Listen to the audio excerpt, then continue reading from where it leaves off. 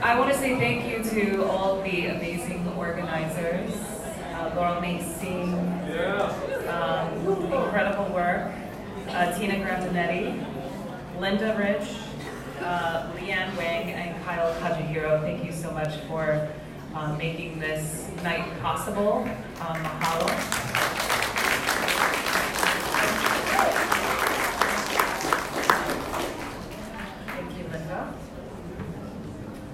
Okay, so before we begin, and I'd also like to thank our co-sponsors, the Church of the Crossroads, Hawaii Peace and Justice, and the University of Hawaii at Manoa Department of Ethnic Studies. Mahalo nui for our sponsors. Also mahalo to Mano May Singh, Sandy Yee, Tai Tangon, and Janetta Uwasa for your contributions. And thank you everyone for being here. So we'll begin with an oli. E iho ano luna e mai o lalo e huiana moku e kuana kapaia. E iho ano luna e liana mo lalo e huiana moku e kuana kapaia. E iho ano luna e liana mo lalo e huiana moku e kuana kapaia. E o Mahalo. So, in that chant, E Iho Anam, is a chant by Kapihe, who foresaw long ago, before the coming of Captain Cook, that a great force would come to Hawaii and transform the nation and transform the people, and that one day the people would rebel and overturn the status quo to return that which is pono. And it's in that spirit that we are here today to restore a sense of balance and to restore that which is pono, that which is righteous, that which is in alignment with all that is and all that will become. So thank you everyone for being here. It's such a pleasure to share this space with you.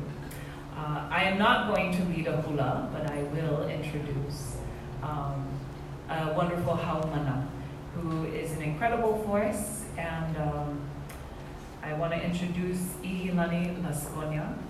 Mahalo nui. Welcome, Ihilani.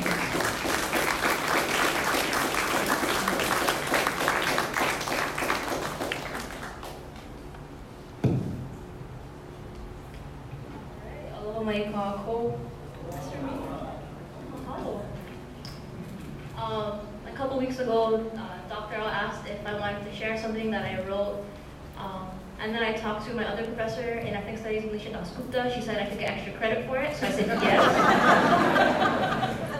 So I'm here. I guess, so one of the, first, my name is Kaihilani Laswanya. I'm from Ho'olaupo'o, Oahu, an ethnic studies major, and so I was really fortunate to get to take a class from Dr. L. Last year, it was on race, indigeneity, and environmental justice. And I think one of the biggest takeaways that I had from that class was learning about her scholarship and, I guess, carceral geographies. And then, in my experience, not only as a first-generation student, but a Hawaiian student at this so-called Hawaiian place of learning, how can carceral geographies also be academic spaces, universities, colleges, and how even though they let Hawaiians in, how do they gatekeep the things that we learn, the things that we think, the things that we say and do. So the song that I'm going to share with you folks, it's a spoken word or rap. I wouldn't really consider myself a rapper, I just like to share my feelings. So I really, I guess I wrote this in mind with, I guess, the struggles going on in Mauna Kea, TMT, my experience as a student. And when we're talking about abolition and abundance, I feel like you can't have those things without the occupation and decolonization. And so that's just kind of what it talks about. So I'm going to press play on my laptop. And here I go.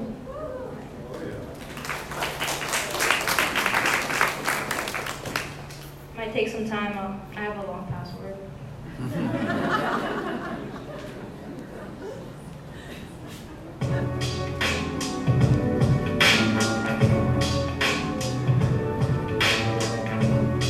Is this good? Can you hear me? Straight out Westview, no rest, no sleep. We stay up all night plotting ways to take down our enemies. Yeah, they got the tactics, don't give them a reaction. Sit back and laugh as we deploy the methods, take the madness, stay strong and organized. And then we mobilize. Don't need a telescope to see a bunch of racist guys impose those bullshit crimes just for being Hawaiian. All in the unjust name of motherfucking pseudoscience. I kneel for the flag, but I stand for the Mauna. This is all too literal, there is no endpoint counter. Hit hard like 1 point pounder. I kupi and ku'e. EK yala on me each and every day. That means every day.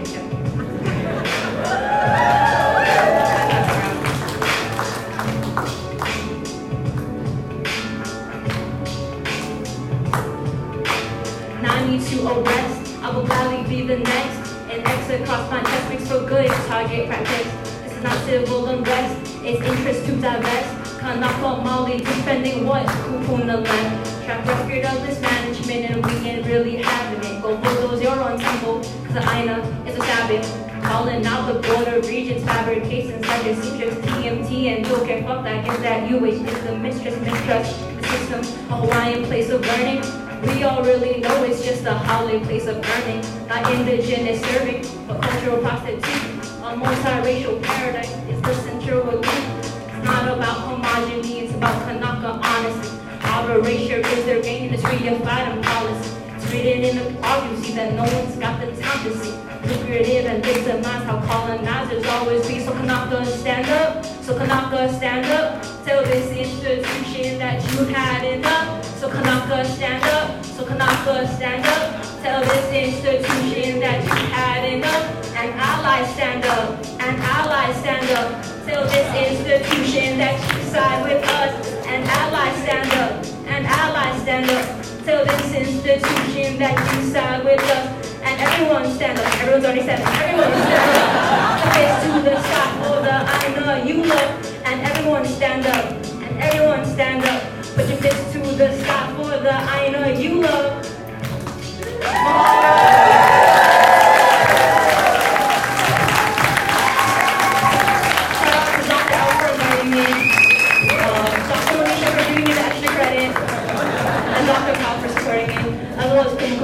I love ethnic studies. Thank you so much.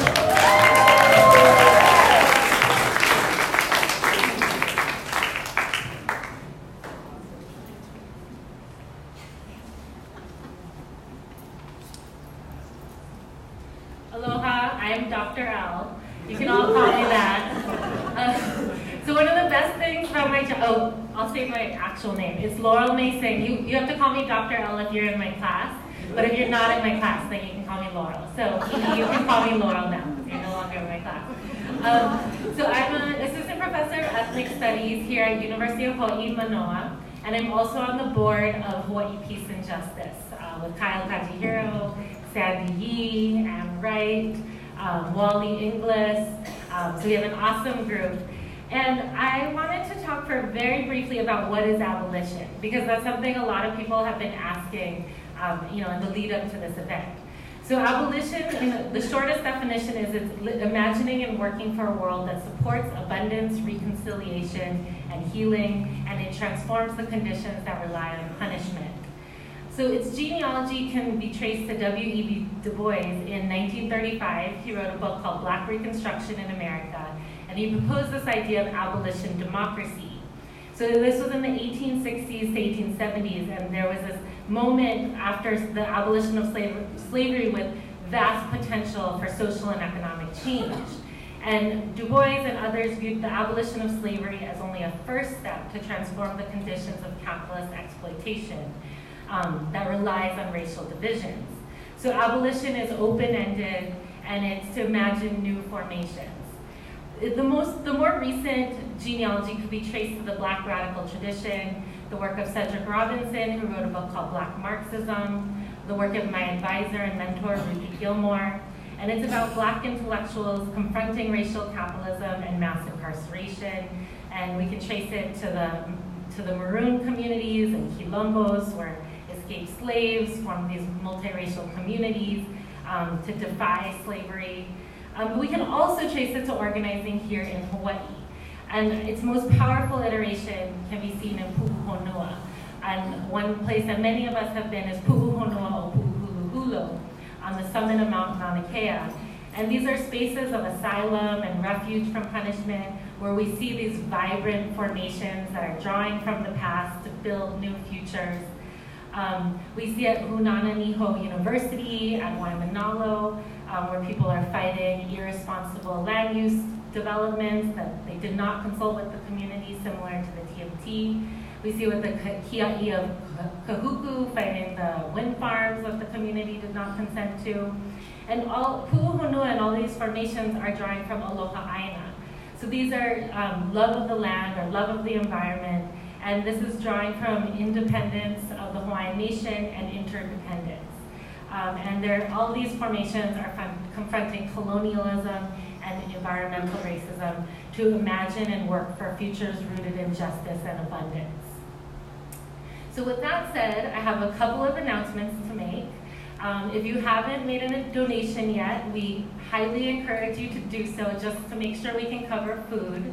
This is an all-volunteer venture supported generously by Hawaii Peace and Justice and the Department of Ethnic Studies, and we could use any donations you're able to make. $5 suggested donations, and all the donations will go towards cleaning staff to cover food, and if we have any left over, it'll go to our partner organizations fighting for justice. And there's Venmo is an option. And other housekeeping is there's a bathroom outside that way, so just make your way outside and go that way. And if you have questions, we're gonna have some time for Q&A at the end, so write your questions on index cards. So we can pass more out for those who didn't get it. There's also index cards out there. And that's how we'll be taking Q&A. So can I please invite the speakers to come up to the stage, and we'll get into our roundtable.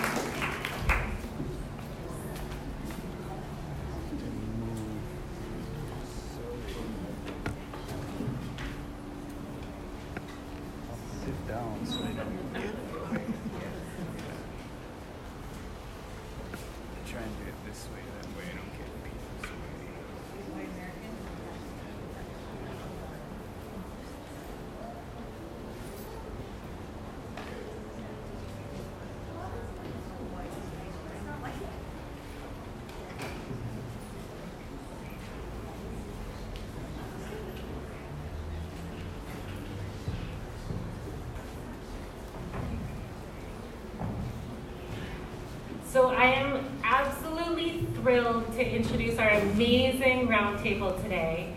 I started dreaming about this panel maybe a year ago, so it's super exciting to see it coming into fruition today. So our first speaker today will be Kalehau Kamau. He is a Mauna Kea Kia'i for 116 days and is currently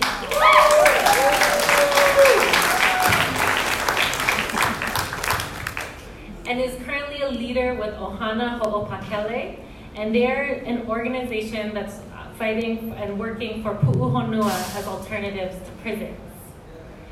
So he's amazing. Our next speaker is another amazing speaker. I guess everyone's amazing. It's Melanie Yazzie. She's an assistant professor in the Departments of Native American Studies and American Studies at the University of New Mexico, and a co-founder and on the culture desk of the Red Nation, a grassroots Native-run organization committed to the liberation of indigenous people from colonialism and capitalism.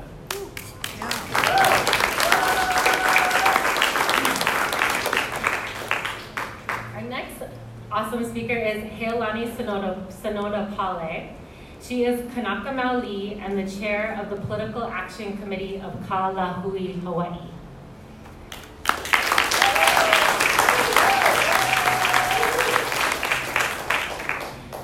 speaker is my dear friend, Dejanay Dozier. She was my colleague at the CUNY Graduate Center and is an assistant professor of geography at Long Beach State and has worked on abolitionist housing struggles in New York City and Los Angeles.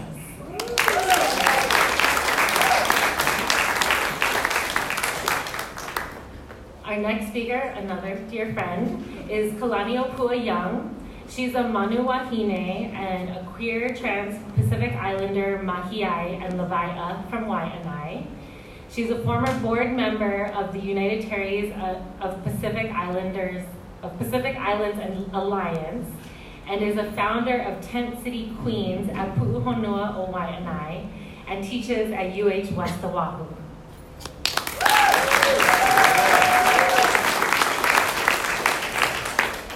And our last but not least, another amazing Wahine is Leanne Wang. She is assistant professor. Oh, sorry. Oh, it's okay. Okay, that's Kalaniopua, and this is Leanne Wang. Kalani wanted to sit on the end of the table, so we had to accommodate that. No, it's fine.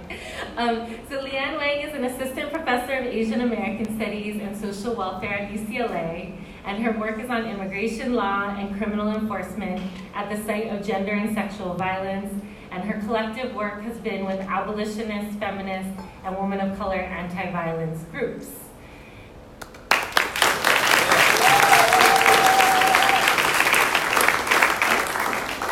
And our facilitator today is another dear friend, Kyle Kajihiro, and he is on the board of Hawaii Peace and Justice and was the former director of the American Friends Service Committee Hawaii Area Program.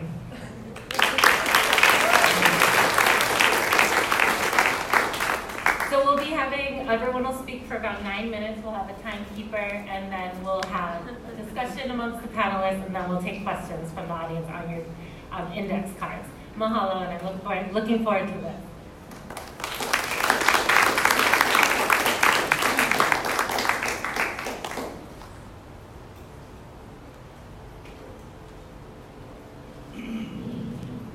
Hello, my kako.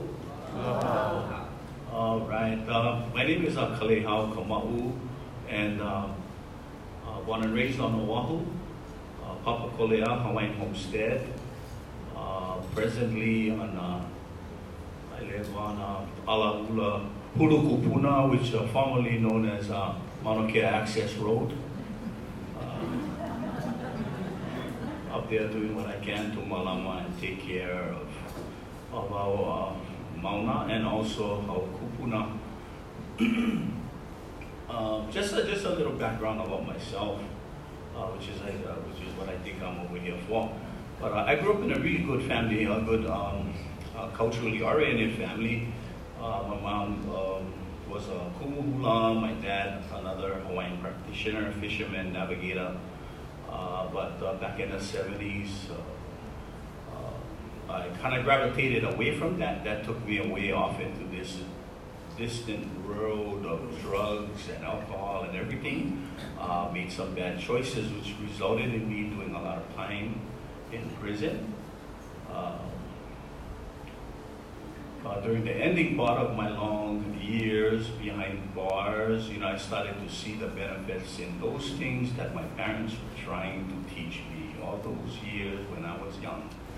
And so I went on this thing to kind of go recapture, all these things, cultural identity.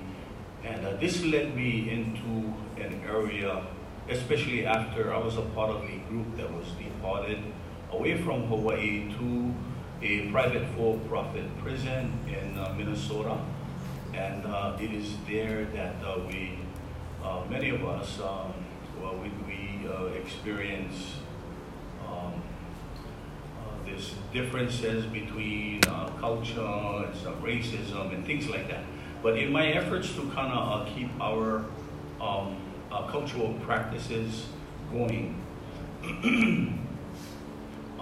it led into us fighting the system and eventually turned into a lawsuit, which we won. And so today we have we have that recognition that Native Hawaiian spiritual practices are allowed in the prison, but very limited still, and there's a lot more work to be done. I'm glad to be here. I can see a lot of people that was very instrumental in making this happen, one of which is Healani right here.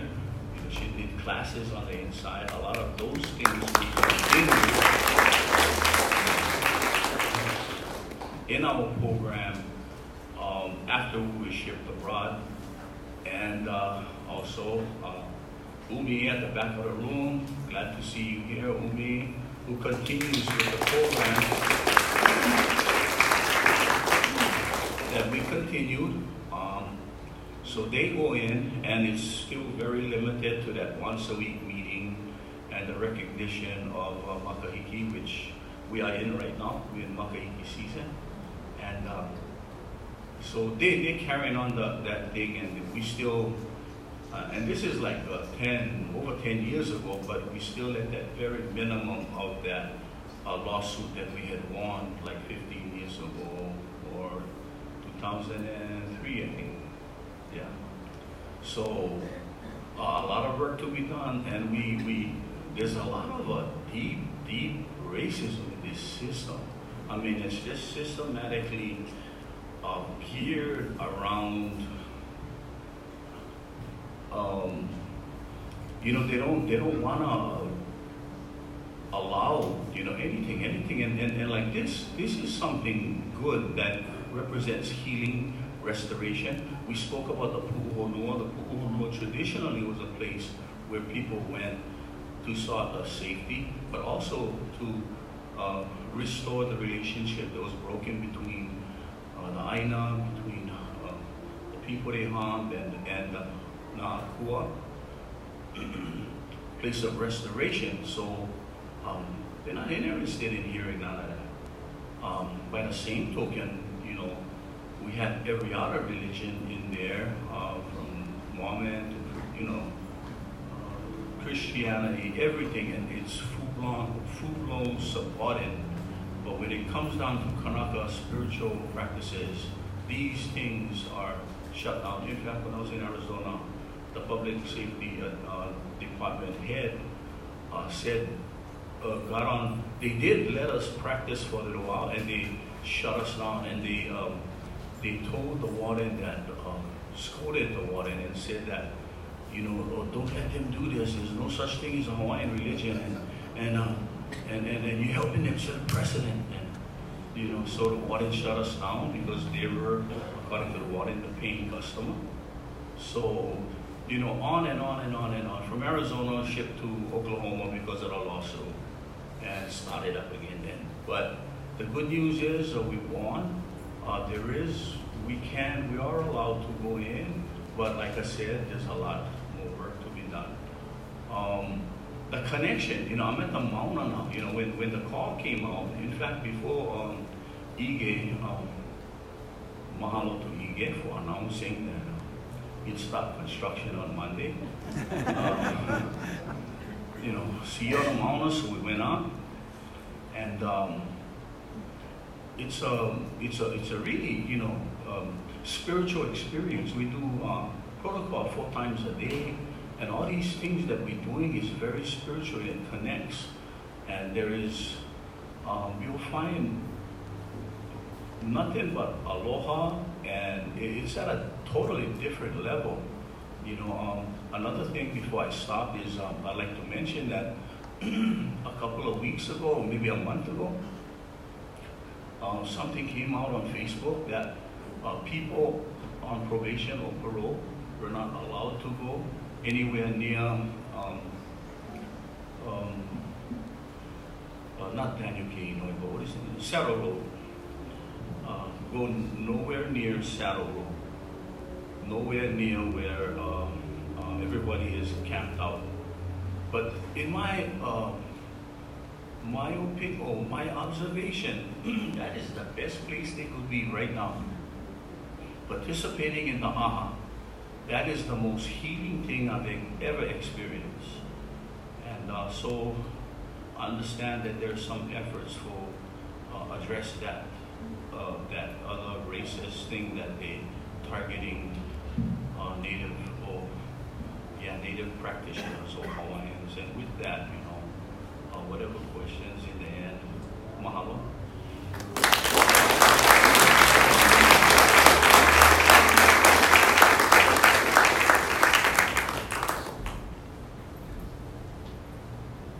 Can everyone hear me okay? Okay. Yad eshik edo shidimea. She'en melani yazi nisha. Bilagana nishla ma'adesh ni bashis chin. Bilagana dasha chero totsani dasha nale. Akut az alden nishla. Yad means hello, it is good. My relatives and my people. I just introduced my clans. If I were to go on longer, it would take up all 9 minutes, so I'm not going to do that. Anyone who's ever come to the Southwest and deals with the Navajo people, you know that's true. I just wanted to thank Laurel for inviting me here. I'm actually here for the American Studies Association conference. I'm an academic part-time. I'm an organizer full-time in the Red Nation, the work we do. So I'm really thrilled to be in an organizing space. We have a really vibrant peace and justice center and a community in Albuquerque doing really radical, phenomenal work that I'm a part of. So since I have about 7.5 minutes now to say this, so something that happens in the continental US, and that's really important for understanding the carceral geography of the American Southwest are reservation border towns. How many of you have heard about a border town before? Yeah, wow, a lot of you, like half of you. So I grew up in a border town in Arizona, bordering the Navajo Nation, and border towns are named as such because they border what are typically considered tribal or native land, right? But the thing about border towns is that those spaces are actually off reservation, meaning that they're claimed by the United States as sort of US settlements. They're not kind of towns or cities that fall within reservation boundaries.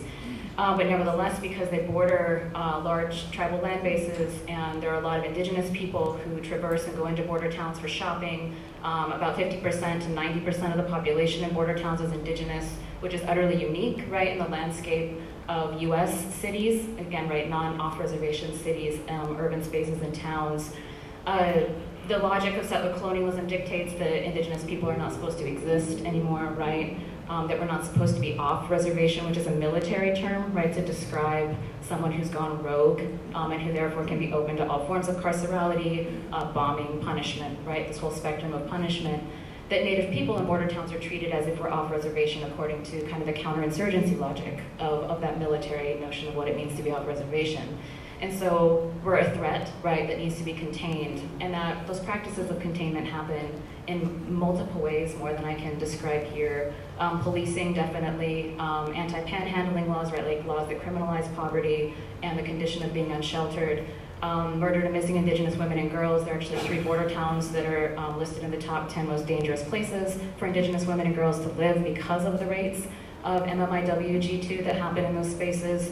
And so border towns, there's also vigilante violence. There are a lot of white supremacist groups that really troll and do a lot of work in border towns and organize really aggressively in border towns because they're such hyper-racist, anti-Indian spaces, right? Because the logic of settler colonialism is literally playing out on the ground every day because there's so many Native people and we're not supposed to be there, so we're a threat. And so this is the context of my organizing, my understanding about carcerality and abolition. It comes from the work we've been doing on border town violence, which is the term we use. I think thinking about abolition in this context, something, the Red Nation is a grassroots organization, also volunteer run. We're a leftist and explicitly leftist indigenous organization, but we're also just developed and adopted our position on queer indigenous feminism. And so that's also a guiding framework in politics for what we do. And so for us, queer indigenous feminism centers 2 things. It's a survivor-centric framework of understanding what restorative justice looks like. Because even our tribal nation, there's something called Diné fundamental law that exists in the Navajo Nation. It's considered decolonial, right? And it's actually written about widely by scholars as a form of restorative justice and healing, right? These are 2 terms I think that are really important for us when we're thinking about abolition. But the problem with Diné fundamental law is that even though it draws from indigenous concepts and indigenous knowledge, it was drafted by men. And so the notion, the way that sexual and gender violence is adjudicated within Diné fundamental law is not a survivor-centric framework. In fact, the survivor of a type of violence is completely decentered in that. And so something that we've had to figure out how to do in our organizing spaces is we've kind of had to develop our own indigenous feminist framework of justice and our own practice of holding perpetrators accountable, and perpetrators can be perpetrators of a lot of different things. And so this is just a practice, and I can talk more about this if you have any questions about it, about what that actually looks like in practice. It's really difficult, but it's based on the second principle of queer indigenous feminism, which is relationality or kinship, right? How does one act as a good relative towards another comrade or towards another relative? We do a lot of work in the unsheltered, what's commonly thought of as the homeless community, the unsheltered population, especially Native people in border towns and larger urban spaces like Albuquerque, where I live and work, is a larger proportion, right, of the overall unsheltered or poor population. And so instead of engaging in forms of charity, which is often what churches do or nonprofits do, we think of working in solidarity and organizing directly with tent cities, right, with unsheltered folks, with poor indigenous women, with our trans sisters, folks who are living on the streets. And then this is also a form of reclaiming our relatives as kin and reclaiming them as relatives. And then that's a form of solidarity that I think is also part of this queer indigenous feminist practice that we engage in, that directly confronts kind of the racialization of indigenous people in border towns. And so kind of the last point I'd like to make about thinking about transnational multiracial solidarity, right, is that queer indigenous feminism, I think, allows us to think really expansively about who is kin and who is a relative. You don't have to be indigenous to be a relative, right? You just have to act in a certain way in a relationship to the land. You have to be a caretaker, right? You have to be a protector, a defender, a water protector or a land defender. You have to embrace all of our relatives and not discriminate. Red Milokoti is former Miss Navajo Nation. She's a comrade of the Red Nation. She has the saying, "K'eh," which is our notion of relationality and kinship as Diné people. "K'eh" does not discriminate, right? And so that's kind of a fundamental way of understanding how you engage in solidarity.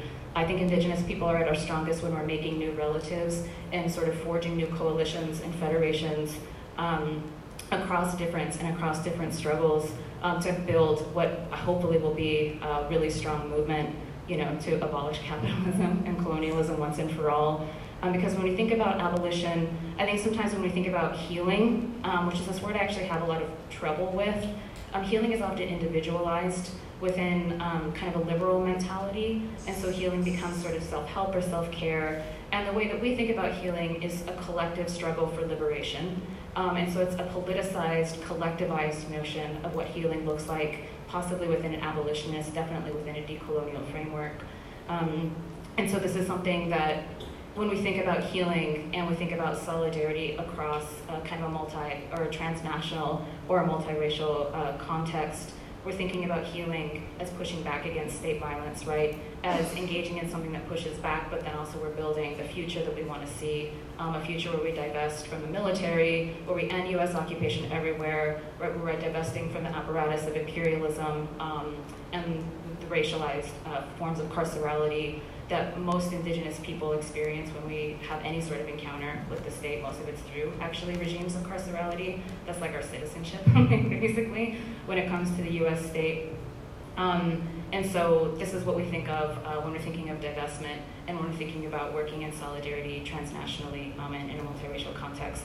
And so I'm gonna stop there. I have a lot more to say, but I really look forward to the Q&A. And I also really want to say how thrilled and pleased and honored I am to be here in Hawaii and to be trying to do everything that I can and the Red Nation can from afar to support our Kanaka Maoli relatives as you struggle to defend your land, to defend your mountain. As the Native people, our mountains are our leaders. They hold the most sacred sites of our emergence and the history of how we understand how we came into the place that we now call our lands. And so we understand our relationship with our Mona, right? With our Natani is what we call them, our mountain leaders.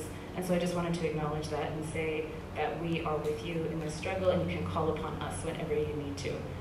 Yeah.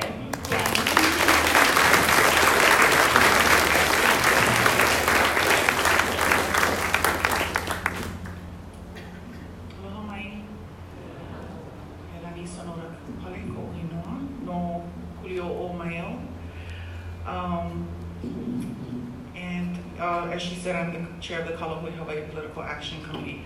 You know, I was given a list of questions to answer, and I mean, I'm a community organizer. I felt like I was back in college. So I was like all nervous writing this essay, right? And I was like, oh my gosh. But I'm glad it's a little loose. I'm just kind of stressing out there. Anyway, you know, so one of the questions was how and where in your work, lives, relationships, and others in the environment have you confronted state-sanctioned forms of punishment? And as a Kanaka Maoli, having grown up in Hawaii in a U.S. settler colony, I've confronted this from my earliest memories. I mean, it's part of growing up in Hawaii as an indigenous person. So just kind of share a little bit of my background. I did grow up in a housing project for the first 13 years of my life. It was Kamehameha the Fourth housing project. It's kind of a rough neighborhood back in the 70s and the 80s. We are basically, you know, my uncle sold drugs in front of the house. I had to walk through it every day. My other uncle was a professional burglar. So I would walk down the stairs every morning and wonder what the house is gonna be filled with. Sometimes it was cases of cigarettes, cases of stereos, you know, and we had the best furniture in the house, in the whole housing, because all our furniture was stolen. And, you know, and then I had an aunt who also lived with us. I mean, we lived with my grandmother, you know, growing up. So I had an aunt who was she used to be a sniffer, which we call a sniffer, you know, they would spray their nails and the rag and they would sniff.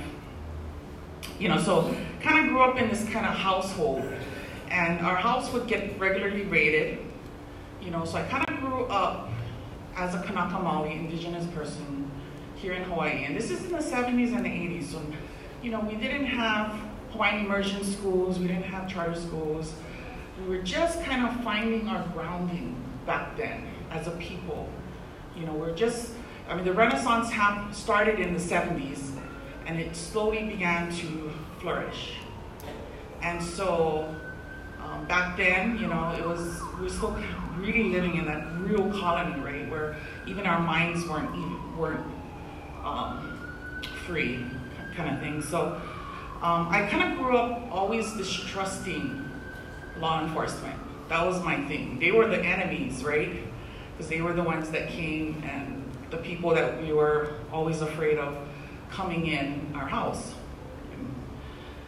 So anyway, sorry, I'm a storyteller, so I just kind of want to tell this story. You know, my mother graduated from medical school, which is freaking amazing, right? My whole family lived in the housing, and here she becomes a doctor. So then we moved to the suburbs. And I'm like, oh wow, life is gonna be better, right? Across the street, we're living across the street from a sergeant. He was a sergeant in the police force. And he beat his wife every night. Beat up his son in the garage, who was 20-something years old. I was like, oh my gosh, we might as well just be back in the housing. You know, at least they were friendly, you know? They didn't want to associate with us at all, so. So that was kind of like where we went. And then I came to the University of Hawaii, got to college. And my first semester here was basically kind of like what was life-changing. My sister and I were dragged out of the classroom by two security. My sister was 8 months pregnant. We had a racist professor saying things about Hawaiian culture like ka'ahumalu mead, Laini ho palawa, or this certain kind of necklace out of her pubic hair. Just ridiculous things. We challenged him in class, we got pulled out, and I met Haunani K. Trask after that. So Haunani K. was really important as, you know, in my development in understanding the why of how I grew up, right? Poor, in a very violent environment, full of drugs. I mean, never did drugs in my whole life because I saw the stupidity of drugs, you know, every day. And she kind of taught us about the systemic nature of racism and oppression and how it, growing up, you have this idea that you're the blame, you're the reason why all of this is happening to you. It's like blaming the victim, right? You're the reason why they stole your land, your nation, and your language, your culture, all of this. It's your fault as a Kanaka Maoli, as an indigenous person. And the violence that they surround you with really, I don't know how, Kale probably grew up in a lot of that too. Kale ain't the, it's kind of a rough neighborhood too, right? And by the way, his mother was not just any kumuhula. I mean, she was a very well-known kumuhula. He grew up in a very prestigious cultural family. So, and then look at where Kale ended up, and I met him in prison. So anyway, so Hanani K was my professor, opened our minds. I was like, oh my God, here is all the pieces of the puzzle coming together, and really that was another life-changing experience for me. Then one of the things we did was we brought over Angela Davis, our student group, and the weirdest thing, so she came over and she started talking about, she wanted to talk about the, she wanted to talk about the prison industrial complex. And when she said she wanted to talk about that, I was like, what? But again, opened my eyes to the corporate interests in incarcerating our people. I mean, we are over-incarcerated. As Kanaka Maoli, we make up about 20% of the population. We make up over 50% of the prison and jail population in Hawaii. And it could be more. People have told me it could be more because the way they count, they self-identify. So it's not an exact science, but we believe it could be up to 60% of the population, maybe more, So that was one of the things. So and again, that just kind of awoke me to getting involved in the movement. So we began teaching in the prisons, met Kale in Halawa Medium Security Facility, teaching Hawaiian Studies programs there. And again, that opened my eyes when I saw all our people in there, like all of them, and hungry to learn and getting it right away. The political analysis of why. Why are you there? How did you get there? What is the historical background? We all have this, for us growing up in Hawaii back in the 70s and the 80s, we didn't know. I didn't even learn about the overthrow until I came to college. We didn't know about that historical genealogy of how we got to where we are now. Why do we have third world statistics in Hawaii as the indigenous peoples living in the first world? Why do we have the highest infant mortality number in Hawaii? Why are we dying from diseases that are controllable, that are manageable? So all of these things, it was important to understand the why. But I just wanted to share that as an indigenous person growing up in Hawaii, you grow up kind of distrusting the police. You grow up surrounded by violence, surrounded by all of these things. And it continues to today. These past few weeks, I've seen so many Aloha Aina arrested. With all the movements going on, the Mauna has awoken our people. So basically, and one of the things about, there was another question about resisting it. And so, continuing on my story, one of the first things I did research on was the place where I grew up, was Kalihi. And I was so surprised to find out that our progenitors, our most famous ancestors, used to live in Kalihi, Wakea and Haumea, and the very place where we lived was where Haumea would regenerate herself and become a young woman every few years so that she can recreate and have more and more children. And I mean, what an amazing and beautiful culture. What an amazing and beautiful history. History, I never had any idea growing up that I was living in such a special place. All I could see was the violence, the blood, the piss, you know, all of that, right? We had a gun behind our couch. So those are the things that you're like, oh my gosh. But that was part of reconciling myself as a Kanaka Maoli, as an indigenous person, and we all go through this, I think. When we find out the truth of where and how we got here and where we came from, then it becomes this process of reconciling yourself. It becomes about reconnecting with your culture, the Aina, and then you become the Aloha Aina. That's the key to resisting. For me, that's what I see here in Hawaii. Resisting law enforcement, resisting the state, resisting corporations who are behind everything, you know. That's what we become, and Kalei is one now. He's full-time, yeah, 100%, aloha aina. So I just think that reconnecting to the land and reconciling and finding, and right now what's happening in Hawaii, the Mauna is a big part of it, and of waking us up as a people. The Aloha Aina movement is stronger than it's ever been. And it speaks to the power of the people and building our own systems of power. You know, to resist that power, which to me, sometimes it's daunting, because if you think about what's happening on the Mauna, just a handful of people with no money, right? You go up there, we don't have money, we don't have an industry supporting us. Going up against a multi-billion-dollar corporation and holding that multi-billion-dollar corporation, multinational corporation, by the way, off for 10 years. That to me is so amazing. That's people power, that's Aloha Aina power. That's the resistance here in Hawaii. And you know, building networks, that was the last question. Sorry, I'm still on my essay.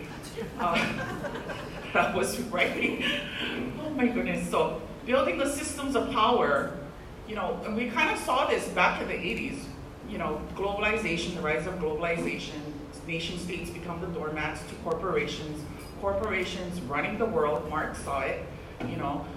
So what has happened? Social media, with the rise of globalization, all of us building networks as grassroots indigenous organizers. Great example, Standing Rock and Mauna Kea. Our Mauna Medics leader, Dr. Kalamani Hale, she went to Standing Rocks and learned from them and started the Mauna Medics here in Hawaii and on Mauna Kea. And that's, you know, that's part of the networking. We learned from Standing Rock. Our leaders went up there, learned a lot, brought it back to Mauna Kea. When they tried to take us down that first week when the governor made his announcement, we were ready and organized. We had the medics, we had an educational institution, we had free food, we were clothing people, we were giving out free blankets. We were organized and ready, and that's the power of networking. That was learning from Standing Rock, learning from other indigenous peoples around the world, and being able to push back against that. But yeah, so that's pretty much kind of basically what I wanted to say. Sometimes it does seem hopeless, you know, because you know, if you try to navigate within the system, it's exhausting. You know, if you try to navigate within the legal system, the judicial system, all of that, it's very exhausting. But we just have to have hope in Holomoa. But mahalo.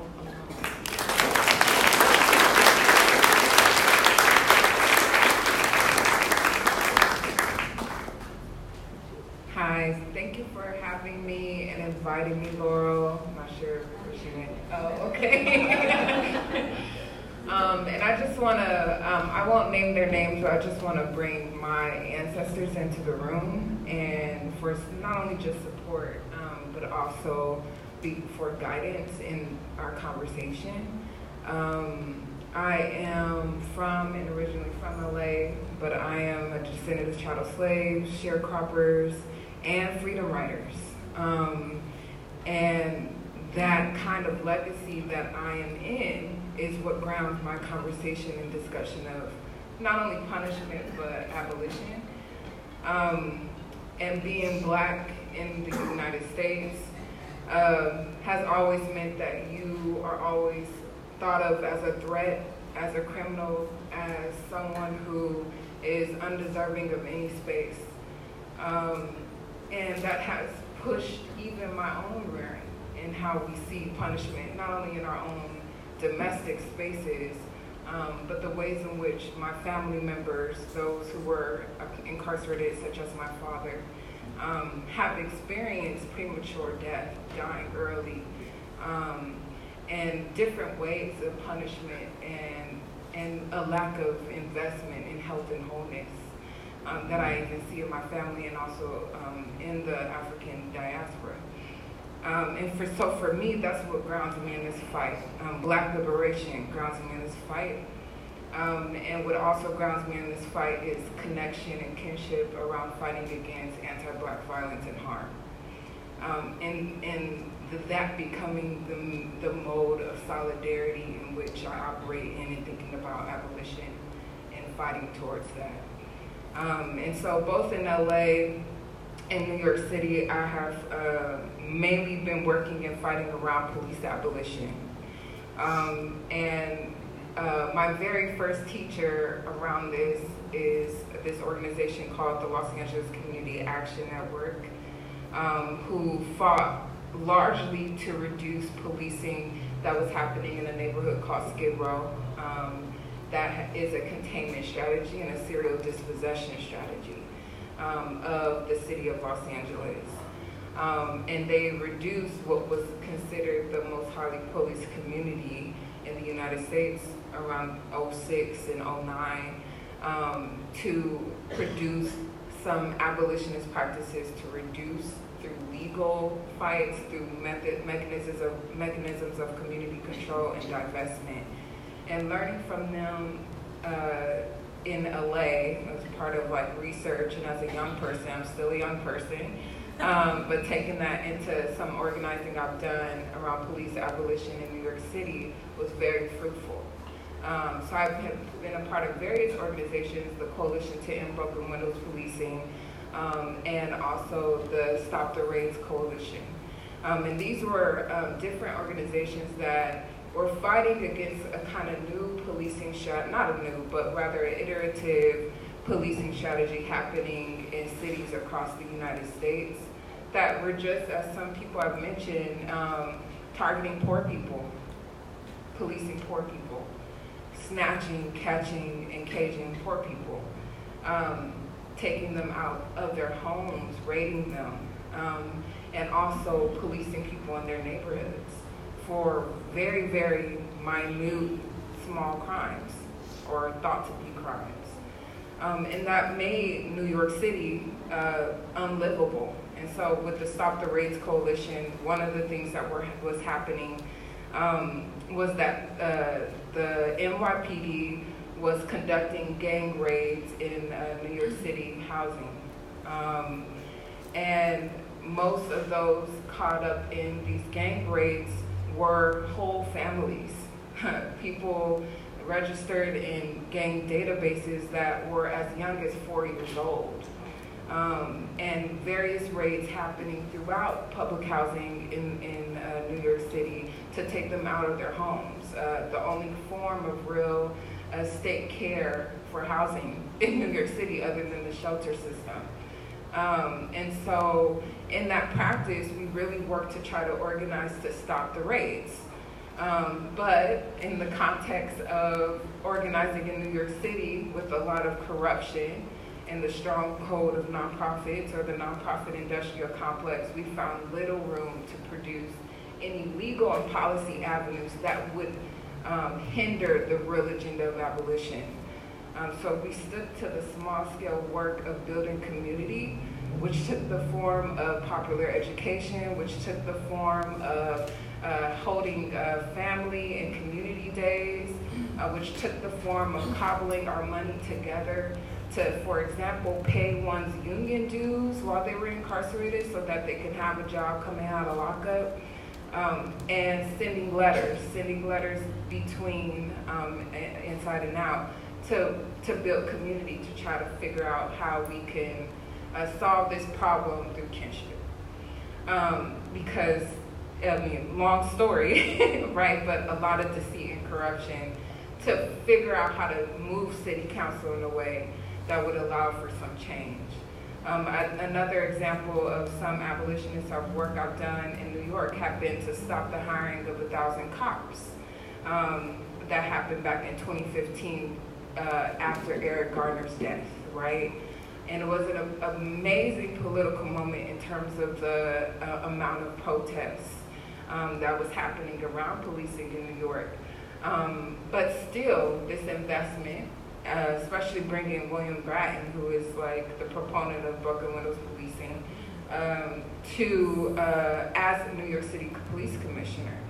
And so while we were not able to stop the hiring of 1,000 new cops, what we did was we put in place an understanding and an idea around divestment and what the monies could go to, and ultimately has shifted how we can organize around policing and this is in large part most conversations around divestment, which is this is a social good, our tax monies should go to social goods, and it's not the police.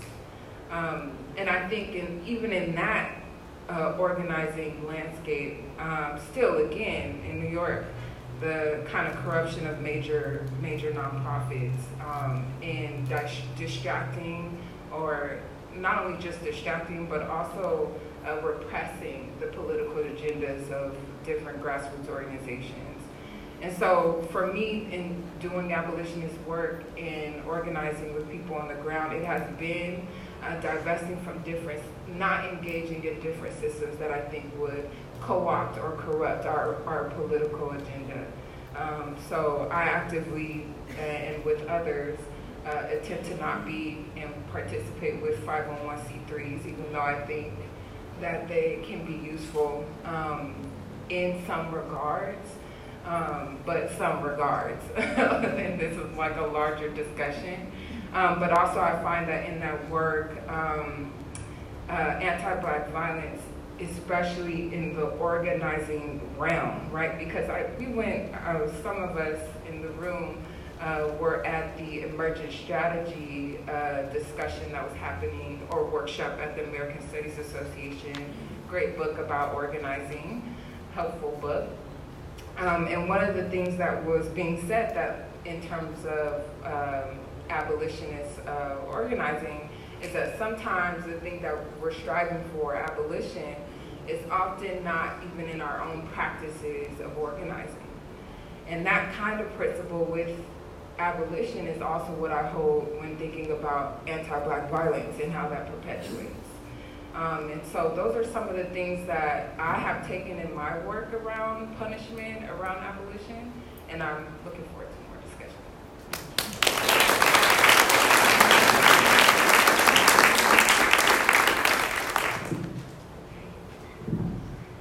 Hello, good evening.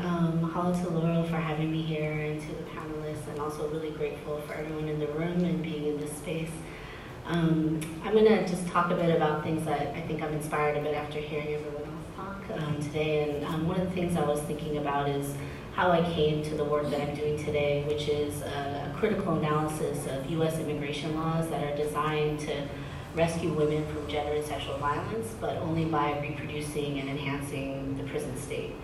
And I was thinking back to when I first started actually working at a nonprofit. It was an Asian American nonprofit legal center in LA. And at the time, we had the opportunity to sign on to a multiracial platform to critique and try and end crack cocaine sentencing laws in the state of California. But our organization said that we couldn't do that because we only represented victims and we didn't represent criminals. and I never felt so alone in my work. So, sorry. And as part of the work during that time, one of the difficult things too is that the organization was advocating for preserving victims and also expanding safety. But by doing that, safety meant it was anti-Black. By doing that, safety meant it was about reproducing policing. And by doing that, safety meant that it was about separating this relationship between those of us who supposedly belonged and those of us who didn't. And it kind of pushed me to think about actually not about trying to belong, but to think about unbelonging as ways to build new relationships within our own community and with others. And it was later then that I stopped working on that project and actually went to my first conference, The Revolution Will Not Be Funded, which was an Insight-sponsored conference, a critique of the nonprofit industrial complex in LA and also globally. Later, when I was working in the Bay Area, for the first time, there was these new laws that were created to provide visas for undocumented women who were survivors of different forms of gender and sexual violence. And I thought to myself, you know, why is it that suddenly the state is interested in bringing in and including and protecting women from communities that it has been raiding and policing for decades? And part of that work, I don't know why I'm so emotional, sorry. And during that time, everyone was really excited, in part because in the anti-violence movement, it was the first kind of legal tool that was available for undocumented women. And so as I learned more about it, part of the sort of caveats of the tool is that first you have to say that you will be certified to agree to participate and cooperate with the police. And that eligibility just allows you to apply for the visa. It doesn't guarantee that you're going to get the visa.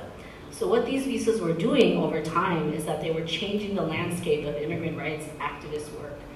It was pushing advocates who were working with clients to have to build relationships with local law enforcement and creating a divide between those organizations and other immigrant rights organizations that were saying no cooperation with ICE, no cooperation with local law enforcement.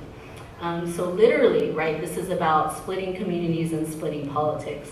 But even further, what does that mean to tell someone that the only way you deserve to sort of not be sent out is if you're going to actually cooperate and speak the language of law enforcement, when it's that same agency that's pushing you and your own community out at the same time? So much of this critique around the U and the T visas, one is sort of around domestic violence and the other one is around sex trafficking, is that they actually are not necessarily there, or I should say they are there to rescue victims or to rescue women, but to do so by turning them into enforcers of the state. And that's something that I think, you know, folks up here are talking about resisting, and I think that that's something we have to resist, and to think of new ways to bring people together that isn't about bringing them closer to the state, or that isn't about allowing the state to use us to police other communities. And this, I think, also for me has been about finding different ways to think about how to talk about immigration within the broader genealogy of women of color, Black feminists, and indigenous feminist theory, about having different relationships with each other and to the land that isn't about punishment, and that isn't about rights. So not rights, but instead thinking about relationality and thinking about relations, which Melanie had mentioned as well. And additionally, in the work that I was doing, both at the organization in the Bay and in my own research, one of the challenging things for my own writing was that I found that the law, you know, actually desires our stories, right? We're so used to kind of saying the law doesn't want to talk about, the law doesn't want to talk about us. But actually what I was seeing was that the law really wanted the stories of immigrant survivors, and it wanted those survivor stories to be in a particular way. Not only just about victimization, but about being able to speak and to be credible, to be able to snitch, right? These kinds of visas, even though we don't call them snitch visas because there are snitch visas, they operate in the same kind of logic, right? And so what kind of language was this law trying to write to turn women into enforcers? And so I thought to myself, you know, if to survive means you have to survive over somebody else's death, then how can we talk about this where we don't only just prioritize survivor? What if we were to actually talk about how people are failing survivor and what kind of futures that provides when we fail the survival that the law demands of us? A few weeks ago, I had the opportunity to be at a conference in LA on Blackness across Europe, and was really grateful to be able to hear Vanessa Thompson speak. And one of the things that she said in her work was, you know, what if we actually, instead of thinking about policing as something that brings us safety, what if we thought about militarism as policing? How would that actually change the way we think about our relationships, not only to the land, but to borders? And so one of the problems, I think, within an immigrant rights framework, as well as US immigration law, is that we only talk about it as violence when people cross borders, but we don't talk about how borders cross people, how they erase nations that are already on the land, and how they actually end up, in many ways, trying to mark indigenous peoples as alien to their own land. And I'm drawing really heavily from Letty Golb's work here. Lastly, I was thinking about the most recent 2016 ban on sex trafficking in Hawaii, and one of the frameworks around this particular new piece of legislation was to say that Hawaii was the, quote, last state, that it was not as modern as other states, and it now could possibly be modern by trying to fight, quote, modern day slavery. And that, to me, is a huge problem, to use this language of modern day slavery, which usually tries to reference white slavery, but actually uses anti-black logics to then say that sex work is a frame of modern day slavery. And then on top of that, to say that Hawaii is more backwards because it doesn't have an anti-trafficking bill yet compared to all the other states. But as we know, anti-trafficking sex work bills have actually been used to police sexuality. They've also been used to reproduce global capitalism. And further, they've been used to increase the corporate role in detention and policing of migrants. So that's not, you know, I give no fucks about that. So, and instead, if we would have thought about what folks mentioned up here, about how we can actually develop a politics of care, and I think that Black feminist work has really informed for all of us what it means to actually think about care and not carcerality. To actually think about building different kinds of relationships, ways of being with each other rather than a policing of ourselves. And that's sort of my hope when I think about what it means to resist, is to also resist all these terms, you know, when the state wants you, right? And that's, I think, what I'm always trying to sort of think about is to not be in practice with that, but to also think about what kind of futures might be there when we choose to fail or are put in positions to fail, that kind of survival that the state is constantly trying to prop up and use in order to expand policing and punishment. So, thank you.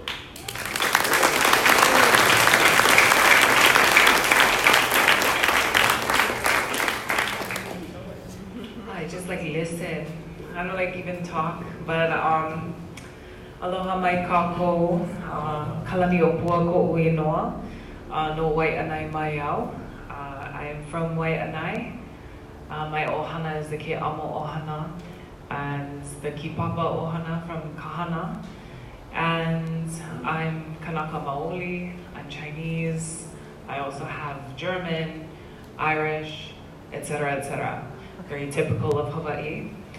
And so I'm here as a daughter of two industrial complexes, one the military and one the prison. My dad was in the military and my mom was incarcerated for a number of years in my childhood.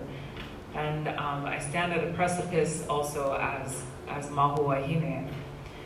And so I think I come to this panel in terms of thinking about abolition and imagining a world that is less dependent upon predation and punishment, in part because as a child, I learned very early about punishment because I broke or crossed a border, or a border crossed my body, you could say, when I was a young child and would be punished for doing things too girly, right? Or not being allowed to use the girls' bathroom, right? There's these architectural ways that gender policing reinforces a kind of missionized surveillance and punishment.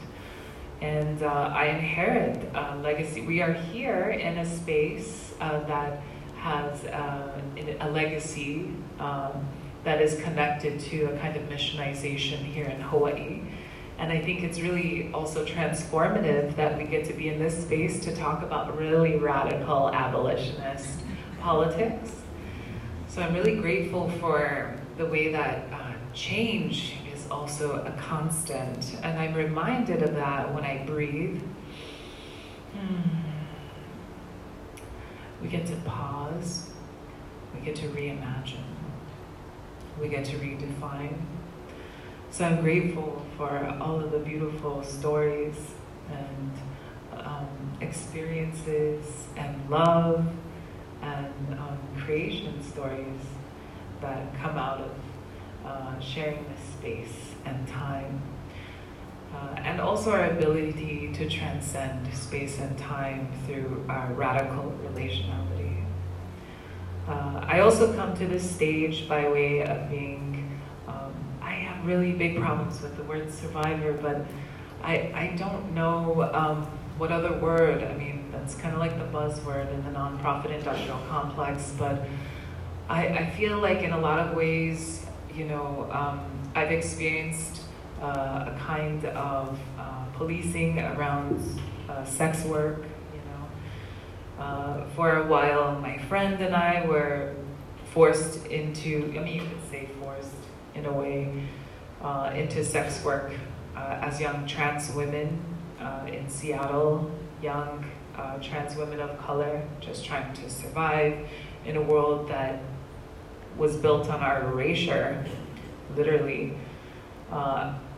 It's very interesting, actually, about when we talk about this idea. I like the unbelonging as a form of belonging, and I feel that that really speaks to the origins of my life in many ways. So my friend, when I was 16, she was kicked out of her home because she liked to wear women's clothing, and her grandfather, who was a Filipino-American who served in the military, said, you know, you are my grandson, you need to dress like a boy. And so she was kicked out of her home. And at the time, I was actually working at a nursing home, and I had a full ride scholarship to become a nurse. And but I just didn't really feel comfortable in institutionalized spaces, and I don't think I ever will.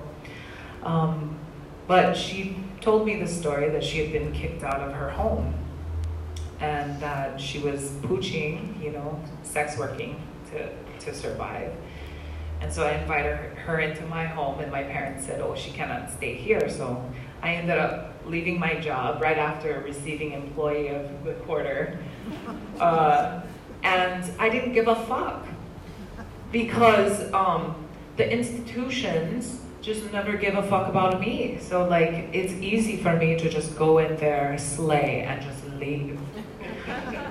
So what does that mean? Well, there's a politics of belonging through unbelonging, and a kind of queer indigeneity that I think helped my sister and I at the time weave together survivorship on the streets of Seattle in her Toyota Tercel, her 1996 red Toyota Tercel. Today she's like a millionaire, but back then we had a different existence, you know.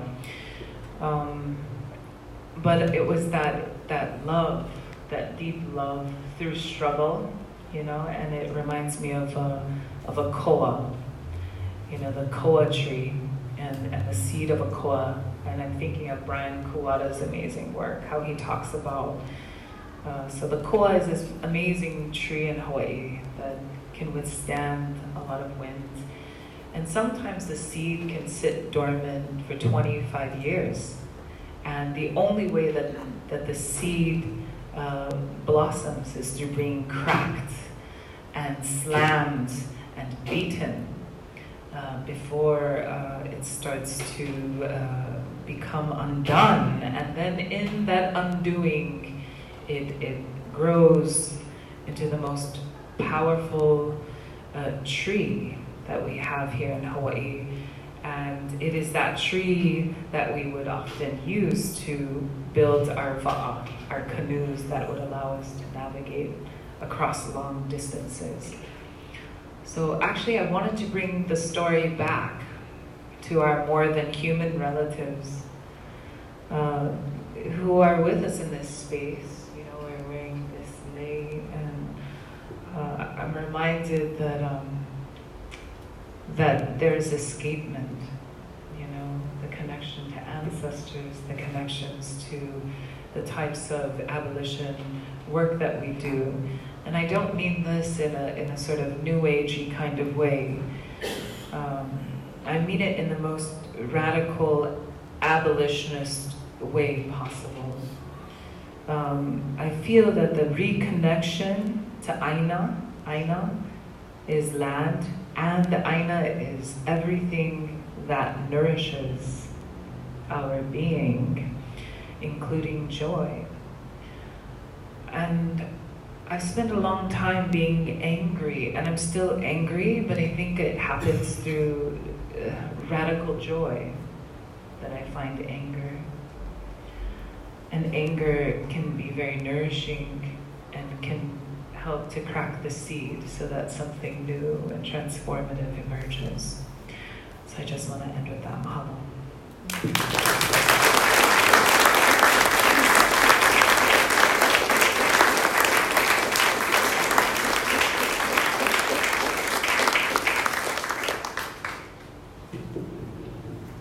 Hello, everyone. Wow. I don't know what to say. I have to admit that I'm sort of new coming into thinking about abolition and this concept and its practice. And my mind is just blowing up. So I have some thoughts, but I want to actually first invite all of you who may have questions to on your cards. I think Laurel and Linda will pick them up, and then they'll sort of go through them. So please hold it up if you have some questions. And then first, I wanted to invite our panelists, if you have any questions or comments for each other, to have this conversation first before I throw my 2 cents in. Anything you'd like to add or ask?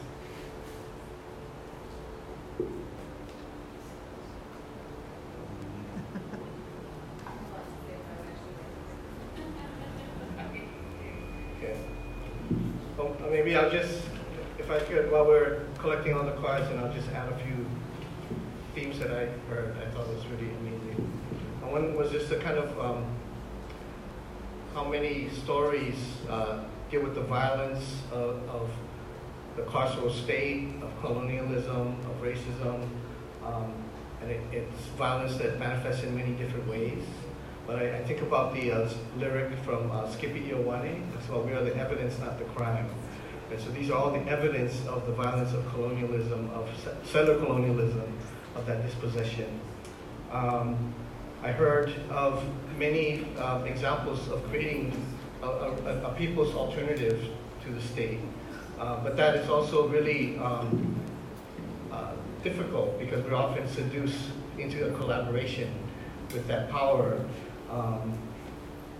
where we're on this border of victims becoming enforcers,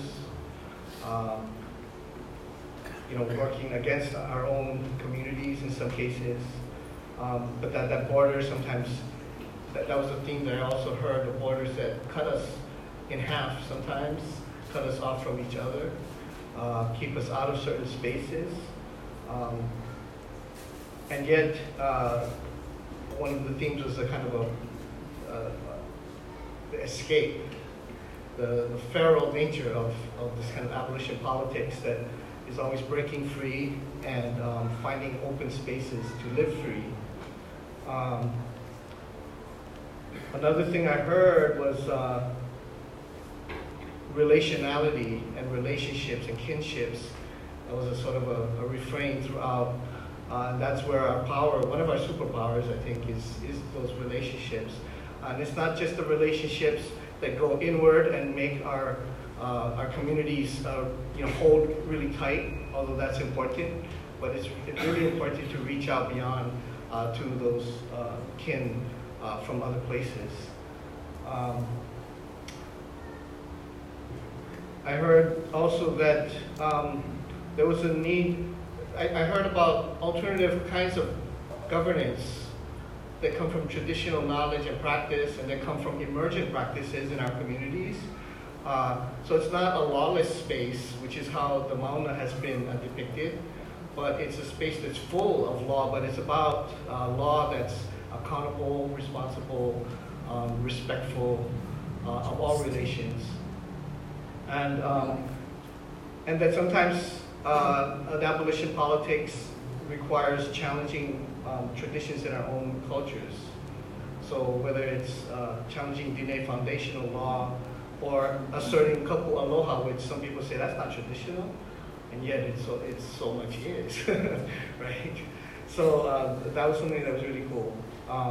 And then just to end with your beautiful story of the Koasi, that all this struggle and all the suffering and all the burdens that we carry through this work are the scars that are necessary for that koa seedling to open up and to become the tree that it needs to be.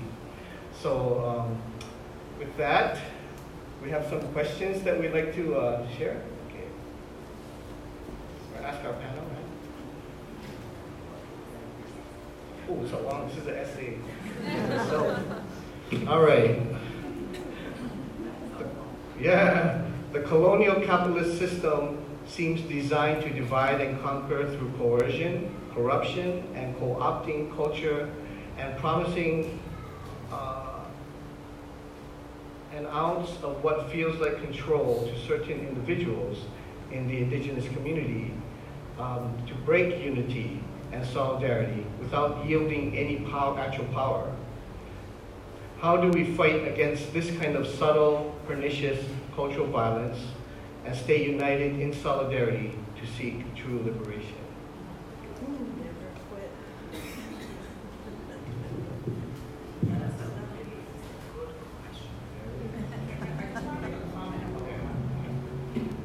So,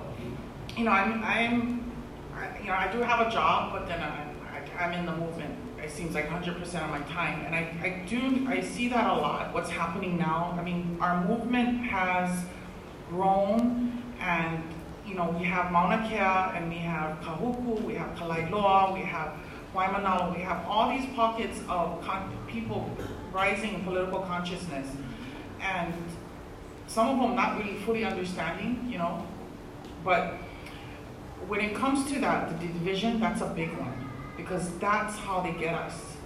And I mean, I don't have the answer for it, but as a person who is intimately involved in many of the movements, I see it. I see it happening. I see the division, but then you think, okay, what's more important? The perception or what's really happening, The movement as a whole, or the little pettiness and the divisions. I mean, it's not really pettiness, some of it, but there is, and it's our biggest, I think of it as one of our biggest enemies from the, kind of falling apart from the inside. And it's almost like the state, that's what they're waiting for. They wait for that. And so how do you keep it together? That's a hard one, and I think our culture, and always relying on our aina following, and I love that story, Tita, of the koa. Thank you for that. Following our aina, and Tipu always says, the Mauna is our guide, and that we always go back to the aina.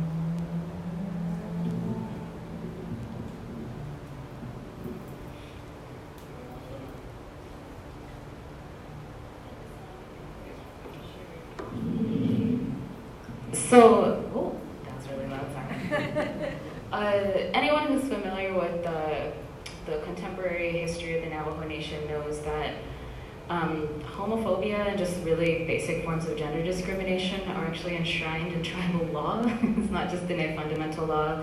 There's like same-sex marriage ban that's in effect since 2005 in the Navajo Nation. So really kind of typical kinds of discrimination. And what often happens in the Navajo context is that people weaponize tradition and culture to discriminate, particularly when it comes to gender and sexuality. And then those who are open to thinking about plural or diverse genders and sexualities will still contrive some sort of interpretation of tradition that reinforces binaries, for example. And it's just such bullshit. It's all bullshit. And I think what's really important for me as somebody who's an Indigenous feminist, who's also intimately involved in a lot of the movements, land-based movements, movements against police violence, right? They're all connected. And I mean, police violence is an environmental issue for Indigenous people. But what I do is I push back a lot against that. And I think we really need queer feminists, right, who have an abolitionist perspective. And I'm so happy to hear so many of my other comrades up here talk about kinship and relationality, because honestly, like, to be a Diné person means like you actually have to be a good relative and you treat people a certain way. And that is always completely left out of these conversations from these traditionalists who are always trying to discriminate against our relatives who have plural genders and sexualities. And so I think it's understanding that tradition can be weaponized for political agendas. And when we understand it not as something that's untouchable, right, but we understand it in the field of political struggle, then that helps us to start to see the ways in which tradition works really differently politically, right, to do different kinds of work, including to discriminate. And so, like I said, I push back. I write op-eds in the Navajo Times, which is our tribal newspaper. I hold symposia that really piss people off. It's not terribly popular, but it's something that I'm just not going to stop doing, because, I mean, I'm not a hero. I'm just like, knock that shit off. And I actually said this in my intro to Native Studies class the other day when we were talking about tradition. Half my students are Native, a lot of them are Navajo. I was like, don't you think that when a tradition becomes something that's used to like discriminate and to harm your relatives, you should probably throw that shit out. Like, that's not a tradition that you should continue practicing. And so my students were like completely blown away by it. But when we use the word tradition, especially Indigenous people like in the Southwest, I think we really need to be critical about how we're using it and weaponizing it to do harm. Because abolition is the opposite of doing harm, right? It's the opposite of punishment. It's about care. It's about bringing people in and showing that politics and that relationality together. So, great question, thank you.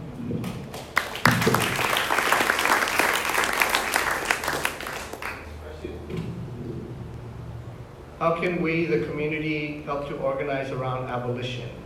Could you cite some specific ways that we can work on this now in Honolulu? Any ideas?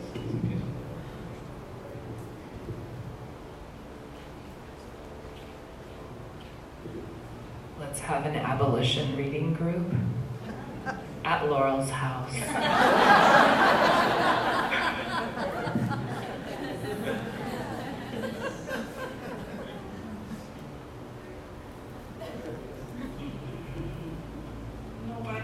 Brady does. She's our advocate on prisons and abolition here in Hawaii. And she's been working at the ledge for, I don't know how many years, maybe decades could be. I mean, gosh, probably decades. I see her a lot at the ledge, advocating for bills, you know, for pretrial, you know, to get rid of pretrial bail and all of that. It's freaking exhausting, you know, and it's like, you know, putting your finger in a dam that's about to crack open, you know, basically.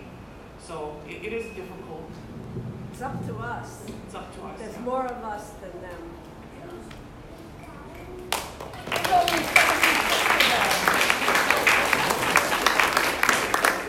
People, we have aloha, kapu aloha.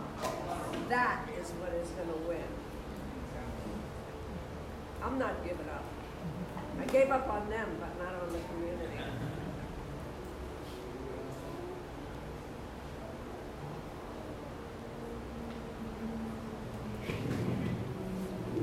All right.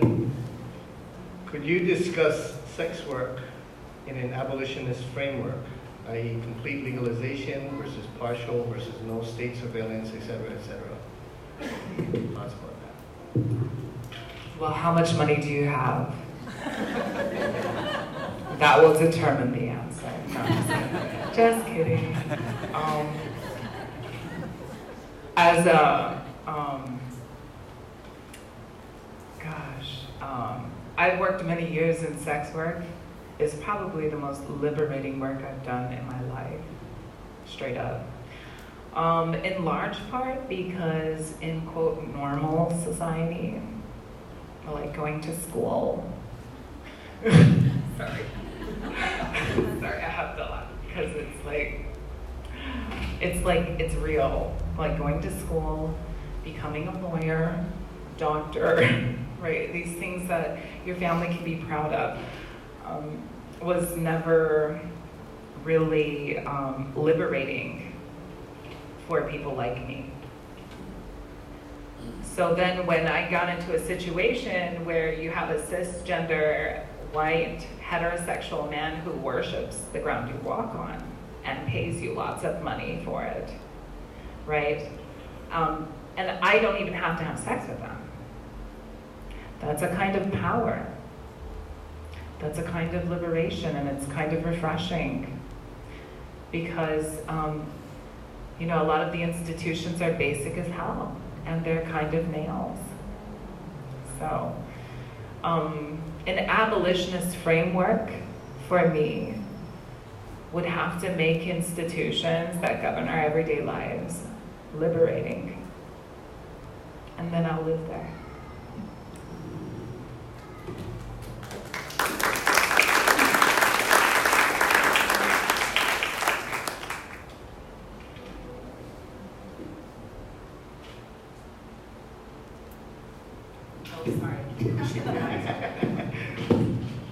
Okay.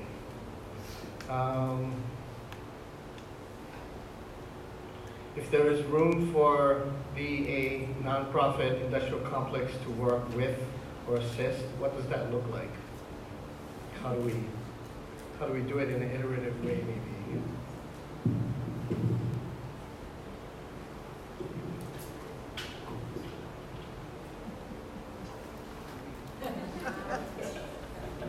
I've never worked for a 501c3, and I don't plan to. But I do work in academia. Yes, it is. And it's pretty whack sometimes. But the great thing that, there are many possibilities. So, like I said, I have the Los Angeles Community Action Network, like I said, is one of my first teachers in abolition, and they are a nonprofit organization. And they put immense amount of work to reducing policing in an area that was highly policed. And now, like, your claps are like real because recently, LA Can has been featured in HBO's White Synopsis Problem Areas about police abolition, for example. And they continue to be both a site and a teacher about abolition. And it's shown me the room in which you can grow and produce that, right?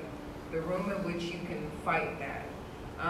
But in their particular context, they had legal support, they had other forms of mobilizing across LA that allowed them not to back down on abolitionist principles. And so I think context matters. And I also think that when it comes to abolitionist work, especially on the policy realm and the legal realm, like there are so many gray areas and slippery slopes that you can get into. And it's very hard not to fight, not to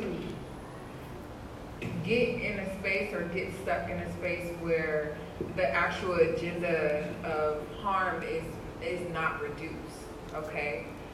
So for example, there are many different legal fights that I have studied and researched with this Los Angeles Community Action Network.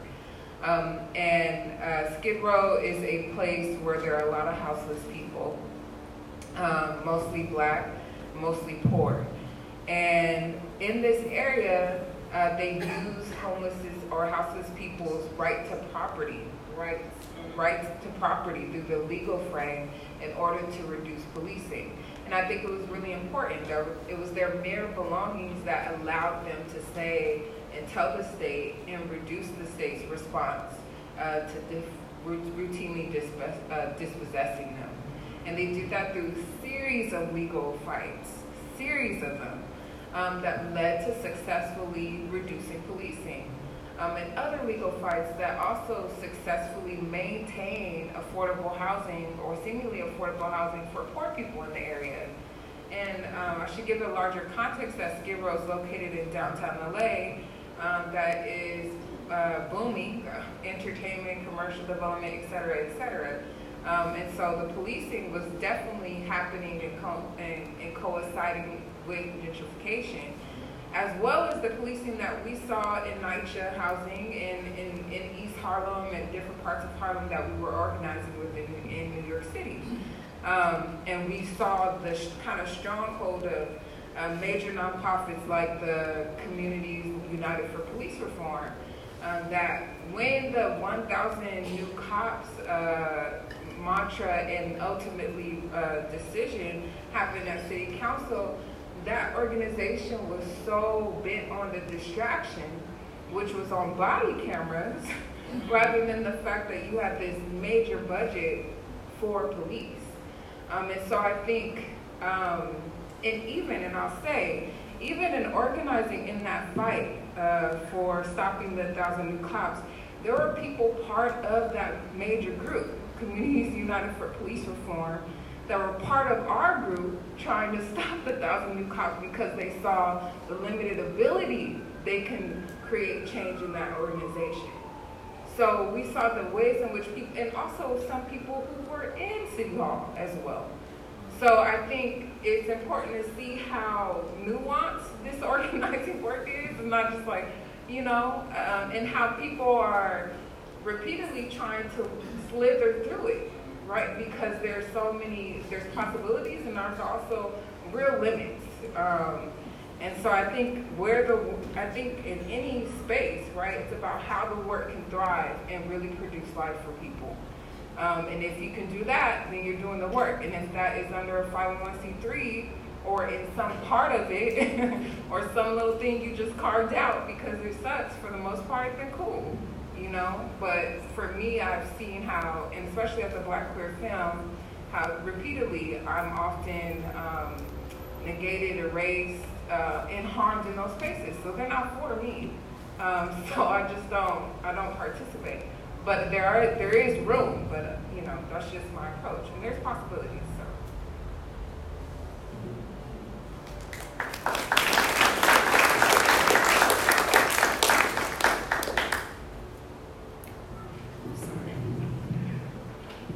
Okay. How can we in Hawaii problematize not only over-incarceration, but all policing as an act of state violence rather than public safety? And this is particularly true in this moment when building relationships with the police has become an important strategy at Mauna. So how do we think beyond just as couple aloha with,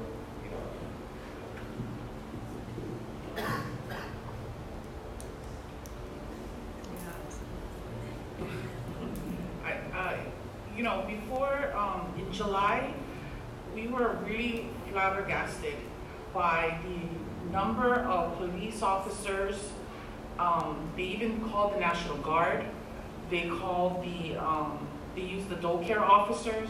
They used the sheriff's office, which is the governor's own, police force. And we were just totally flabbergasted. But I will say this, I wasn't surprised, because at the Ledge this past session, when you look at their budget for security, and it's not very, very clear what it's for, something's going down. So that was one of the things that we did advocate at the Ledge. We really went after that money. They tried to secretly allocate $2.5 million for security. No, it wasn't for the Mauna specifically, but it was, you know. But we were, you know, able to bring that to light. And it is, sometimes you just gotta follow the money, you know, because recently, a couple weeks ago, when I was in Waimanalo, I witnessed the first arrest there. I've been arrested too, but you know, I choose not to because I have so much other work to do.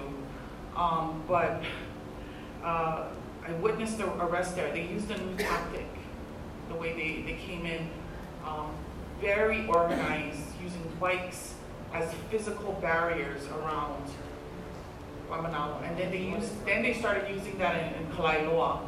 So new equipment, when you see money going to you know, more money going to dole care, they hired more in the last few years to build up, you know, to this. The rise of criminalization of Kanaka Maoli in Hawaii is just, it's sky high right now. They are using almost military force, military grade weapons. And so when you look at the budgets, they even did like a whole dole care training facility this past few years. You knew it was coming. And then when Kahea asked for the budget for dole care, they found out they actually bought an LRAD, which is a sonic weapon that can make you lose control of your functions, you know, your bodily functions, and cause permanent damage.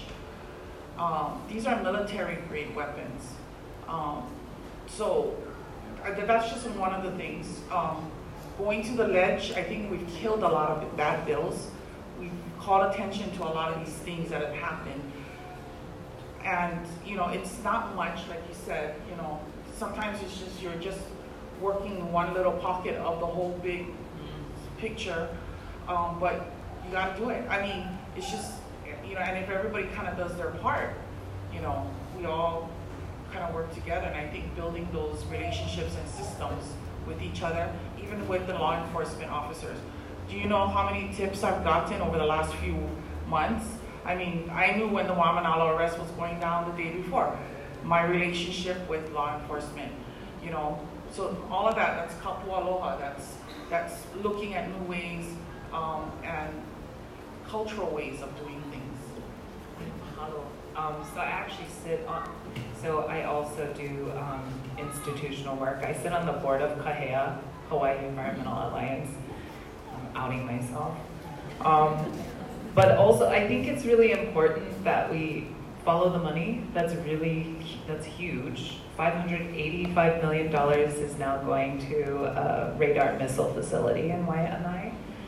So if we want to talk about police enforcement and policing, we definitely have to talk about militarization, right, Tina? Laurel, right? And we need to stop militarization. That's huge. Militarization is increasingly putting up more divisions. It's definitely not making us safer.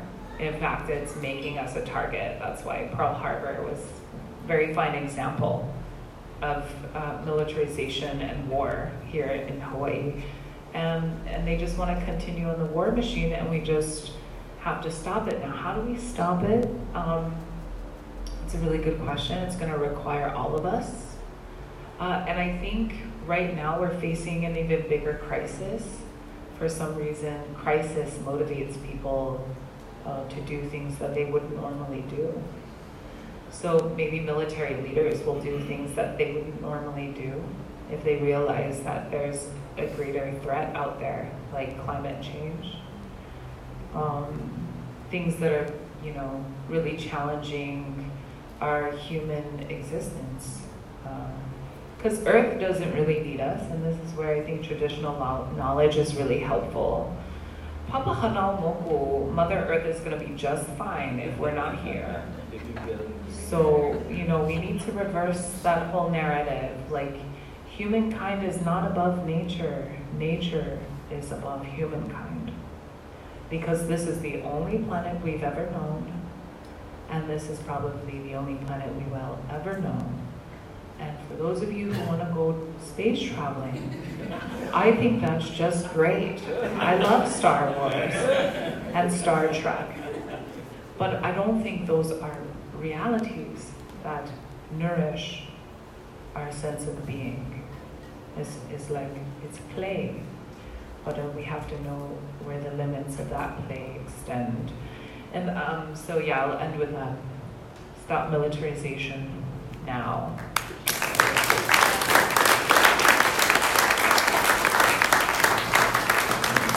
Yeah, go pitch this one to Kali Hall. Oh, you gonna answer this? Yeah, I get some. Okay. I get share my 2 cents. Yeah, I like what both you guys said, Kelani, and but I think what I've been seeing up there on the Mauna is it's really unreal from day one. Like the officers there, they did arrest Kupuna. But they had a hard time doing a lot of them were crying. And it's just, go back to what Kat said about kapu aloha. And I know it kind of sounds like one catchy, one phrase, like how they use ono all the time and things like that. But I can really see, in fact, I cannot see any other way but that. And over the last 117 or 18 days, there's been incidences where they see, we come together as one family, like 2 incidences off my head, medical concerns with the Duke guys up the road. And, they came down, where they came first for help was to the Kupuna tent, and they were taken care of. And, yeah, and it was unreal. And unfortunately, one of the guys, he went to the hospital and he passed away. But after that, they came back and they asked us for pule with the family, So I see that the relationship, going back to the relationship, is I believe is what's gonna oki this thing, and that wouldn't be the first time. If these guys would jump over on our side, that wouldn't be the first time. From what I understand, there was a perfect example someplace in Singapore or someplace, but that would be just awesome. Demilitarization. When they had the march over here in Waikiki, 30,000 people, you guys, yeah. That night, it was going off in Po'akuloa. We saw an explosion from the campsite. It looked like when sunset. And I got pictures of that. And it's just, it was like, yeah, take this, just a reminder. We got 30,000 guys on the street marching, kapu aloha and all that, and then the military goes ahead. And there wasn't bombing weeks before that. It was that day of the march, that night, and then the next night. And you could smell them, because we had the Kono winds that evening. So everything was coming straight to the camp. But yeah, that was crazy, but you're right, demilitarization. Kapu aloha.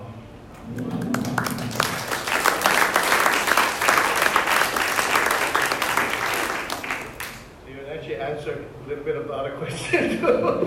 But one question I will pitch to you first is follow-up is, could you discuss Pu'uhonua as an abolitionist project, and maybe mention a little bit about what Ohana Ho'opakele is doing, what you folks at?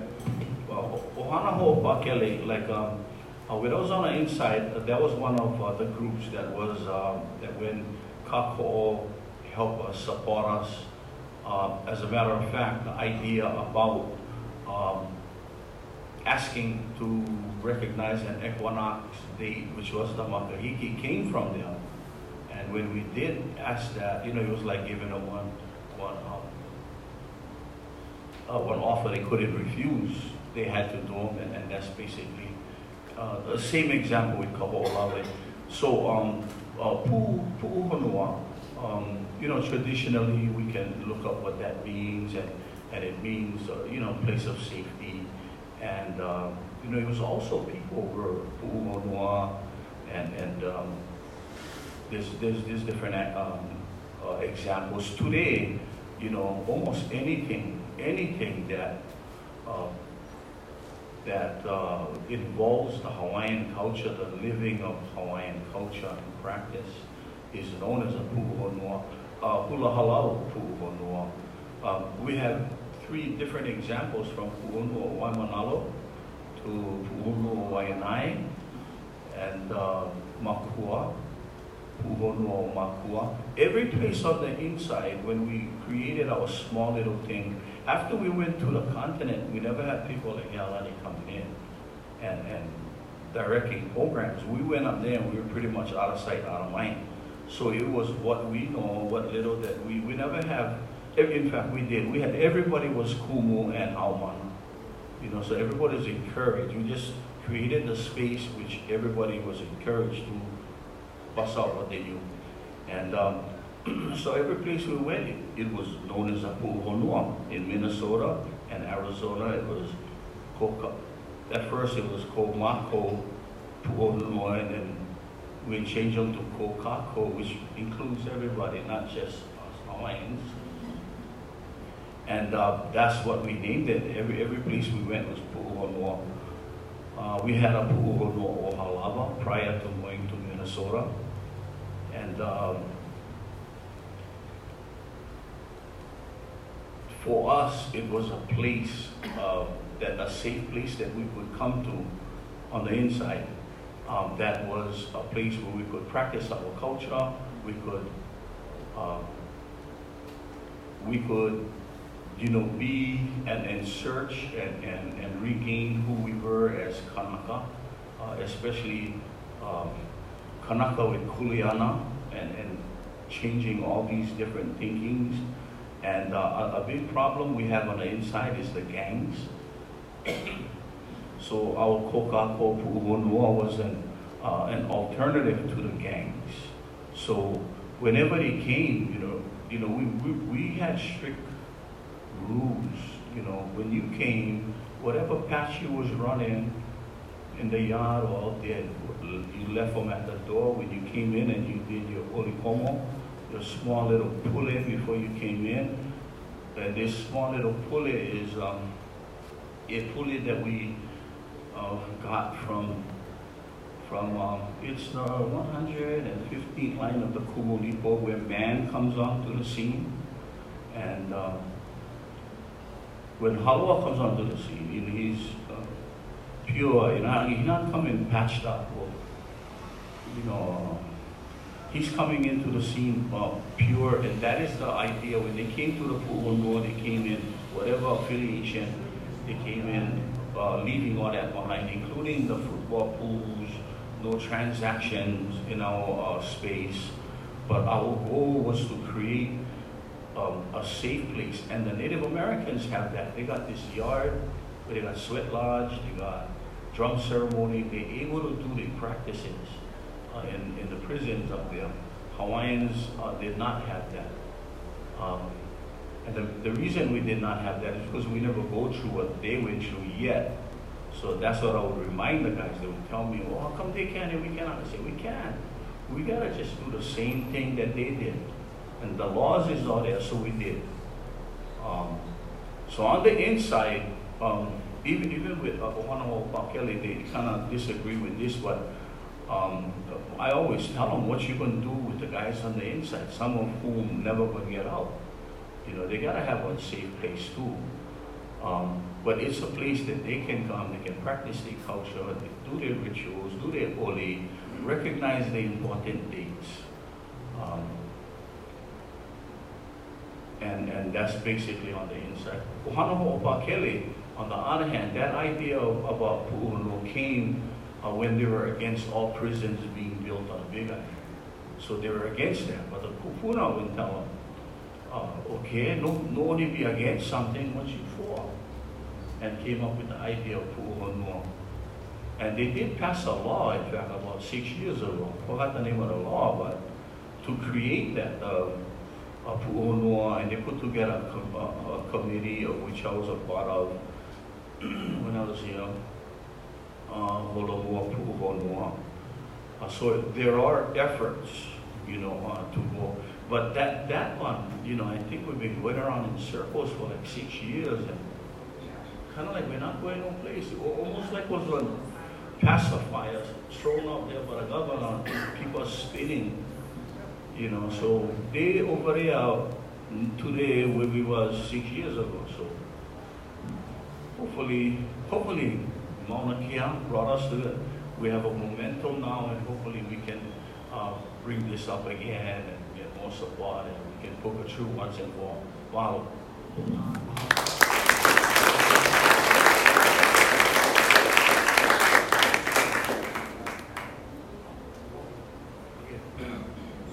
Last question, I'll just kind of ask everyone if you could just say like a really quick thing, right, response.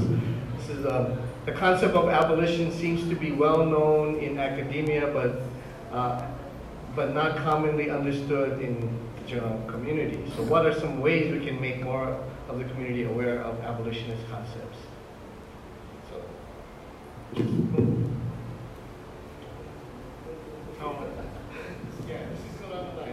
become pu'uhonua. Become pu'uhonua, which means to become a being that affirms life. Become a being that brings darkness to light sometimes. Be a being that creates space for transformation. Yeah.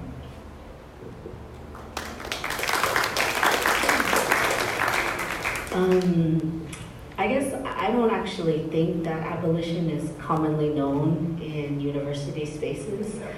If it was, that would change everything.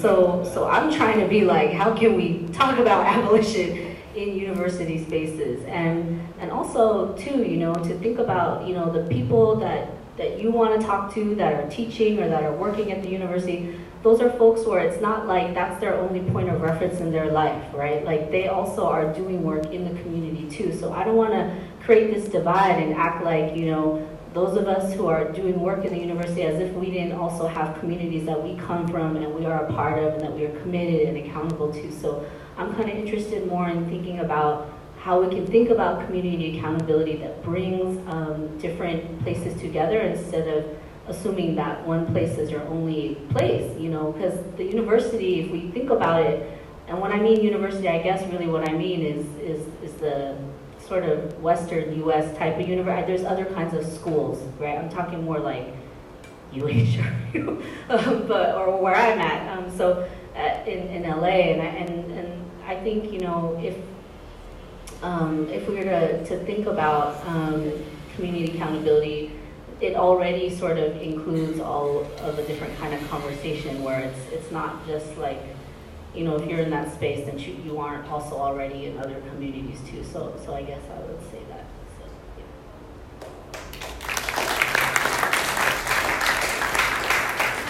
So, yeah, I would just say gather, and like organize. So I've been I just moved from the East Coast to Long Beach, and now starting some organizing that's organically happening out of just police abuse and even private security abuse. It's ridiculous. But gathering and finding where the organic kind of synergies are happening around this.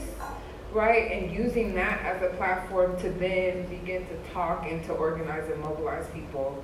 And I find that looks like knocking door to door, right? That looks like holding some event in the community. That looks like having some kinds of plans around organizing and keeping that forward. And I think teaching is also organizing, and I feel very privileged to teach at a Cal State.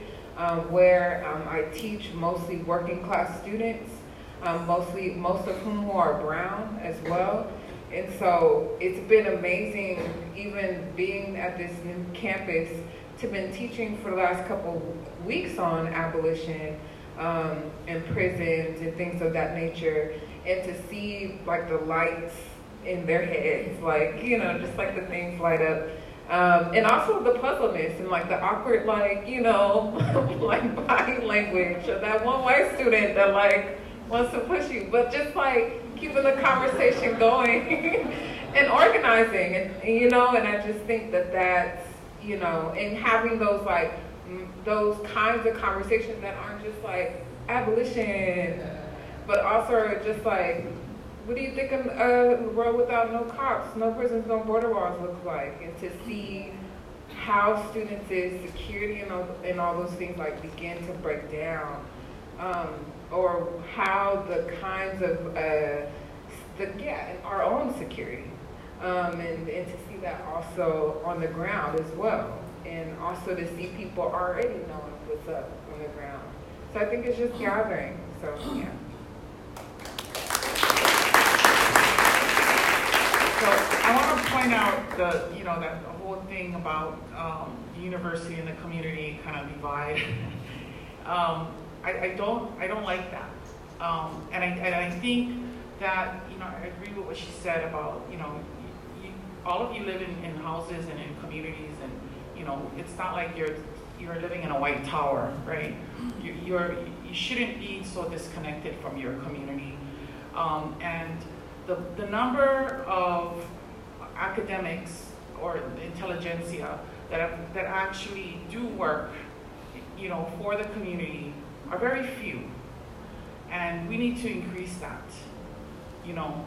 And the other part of it is to stop talking at this level when it comes. Talk to the community in a real way, you know. I call myself the queen of fact sheets, because there's an issue, make a fact sheet. You know what I mean? That's the best way, you know, like make it so people can understand. One sheet. Nobody has the time to read you know, an article or a journal on it, you know. So, you know, just make it accessible. Make your knowledge accessible to the community, especially in abolition and things like that. Stop living in that white tower, because that's what's wrong with the system, right? The divisions. Start connecting. I mean, start getting to know your neighborhood and connecting, organizing in your own neighborhood too. Abolition, you can do it from anywhere. But mahalo. Oh, and I want to say mahalo, Kyle, and everyone for having me here. And it's such an honor. And I was like, why am I here? At first. Anyway, thank you so much. Mahalo.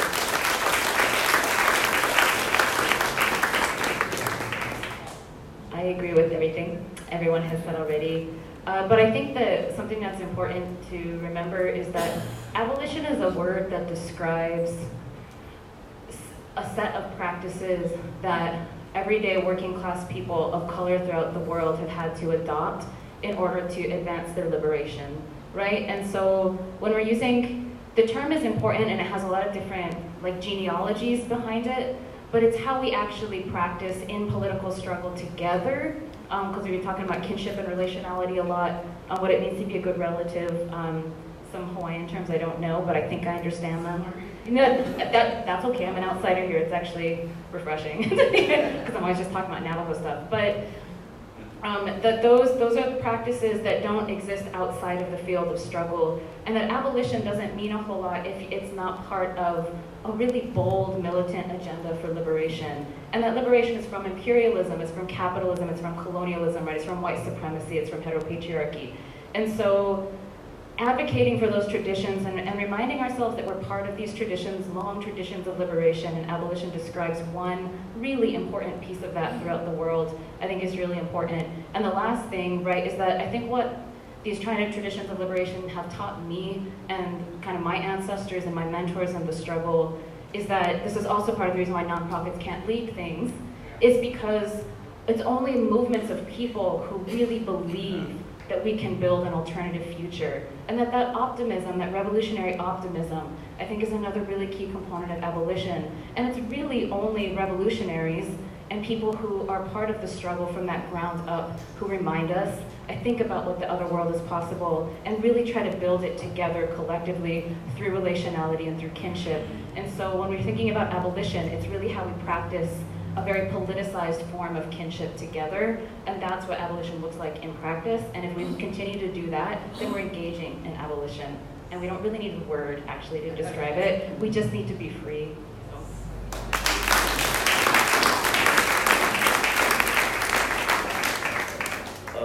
Yeah, when Laurel first came, I first met her in Hilo. But prior to that, she set this thing up, and I think it was Ron, one of Ohanaho Pakele guys, who said, yeah, you gotta go talk to these guys. They would ask me, but you should be over there, not me. And you can talk about abolition. So I thinking, oh, what is that? Okay. And then about a couple of days go by, then he calls me up and he asking me, hey, what do you think she mean about abolition? So I think, I don't know, I was going to ask you. So we go to our next meeting, and then Laurel comes to the meeting, and then everybody's like this, a big question mark on their head. What is this? All the kupuna sitting down. And I hope you never feel too bad that everybody was getting on your face, but that was the big thing. What is this word? Want to make one regular word, like bully or something, like, you know, turn over. But that was so funny. Yeah, so I think, yeah, so I think it's pretty much, yeah, if you can come up with a better, more easy word. Mahalo. Thanks. Mahalo to all you guys and everybody on the channel.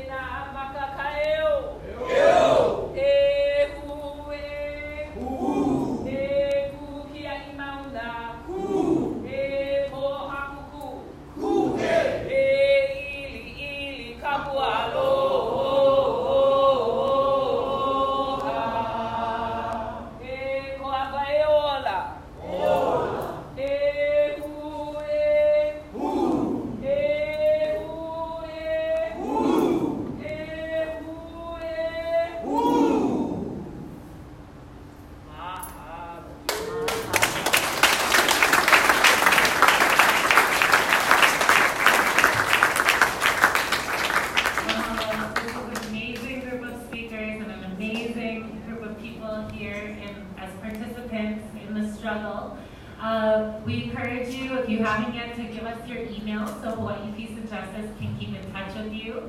Maybe a next step is a reading group or some other sort of gathering. And also, help out putting like chairs and helping us take food home. We might have some food left over. And we'll see you all next time. Aloha. And thank you if you're at home and watching, or wherever you are. I'm going to hike this video up on YouTube. It'll be play on demand after we finish. I'm sorry it was a little bumpy. I tried zooming in a little bit, but that magnifies the unsteadiness.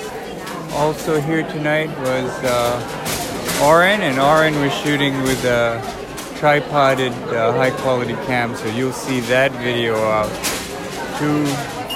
Thank you. I'm gonna go away now. Thanks for joining us.